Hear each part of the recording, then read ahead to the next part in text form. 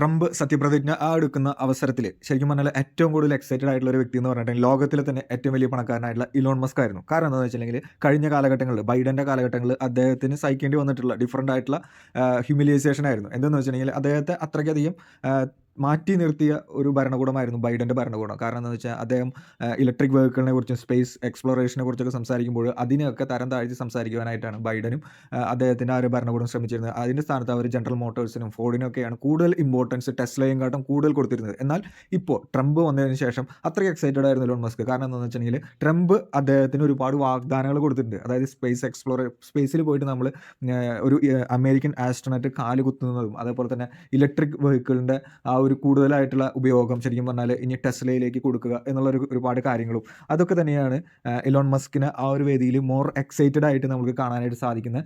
ആ ഒരു സമയത്ത് തന്നെ ഇലോൺ മസ്ക് പറഞ്ഞിട്ടുള്ള ഒരു കാര്യങ്ങളുണ്ട്. അദ്ദേഹം ശരിക്കും പറഞ്ഞാൽ ട്രംപിൻ്റെ ആ ഒരു ഇതിനൊപ്പം അദ്ദേഹം പ്രധാനപ്പെട്ട ഒരാൾ കൂടിയാണ് ശരിക്കും പറഞ്ഞാൽ ഇലോൺ മസ്ക്. അദ്ദേഹം പറഞ്ഞൊരു കാര്യം എന്ന് വെച്ചിട്ടുണ്ടെങ്കിൽ അമേരിക്കയെ ഇനിയും കൂടുതൽ വളർത്തുവാനായിട്ട് ഈ ഒരു കാലഘട്ടങ്ങളിൽ നമ്മൾ കൂടുതൽ ശ്രമിക്കും. അതുപോലെ തന്നെ സേഫ് സിറ്റി, ടെററിസം ഇല്ലാത്തൊരു സിറ്റി എന്ന് പറയുന്ന ഒരു സെൻസിബിൾ എക്സ്പെൻസ്, അതായത് വിവേകപൂർണ്ണമായിട്ടുള്ള ചിലവുകൾ, ആ ഒരു സാമ്പത്തിക മേഖലയിലുള്ള കറക്റ്റായിട്ട് പ്ലാനിങ്, ഫ്യൂച്ചർ എന്ന് പറയുന്നത് ഗുഡ് ഗുഡ് ഗുഡ് എന്നാണ് അദ്ദേഹം വീണ്ടും വീണ്ടും റിപ്പീറ്റ് ചെയ്തുകൊണ്ടിരുന്നത്.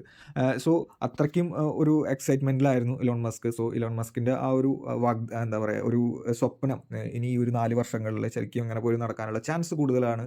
അതായത് മനുഷ്യന്മാർ ചന്ദ്രനിലോ അല്ലെങ്കിൽ മറ്റ് ഗ്രഹങ്ങളിലോ പോയി അവരുടെ സിവിലൈസേഷൻ ആരംഭിക്കാൻ പോകുന്നു എന്നുള്ളൊരു കാര്യം. അതുകൊണ്ട് തന്നെയാണ് സിംപ്സൺസിൻ്റെ കാർട്ടൂണിൽ പറയുന്നത് ശരിക്കും പറഞ്ഞാൽ മനുഷ്യന്മാരൊരു സിവിലൈസേഷൻ ആരംഭിക്കും എന്നുള്ളതും.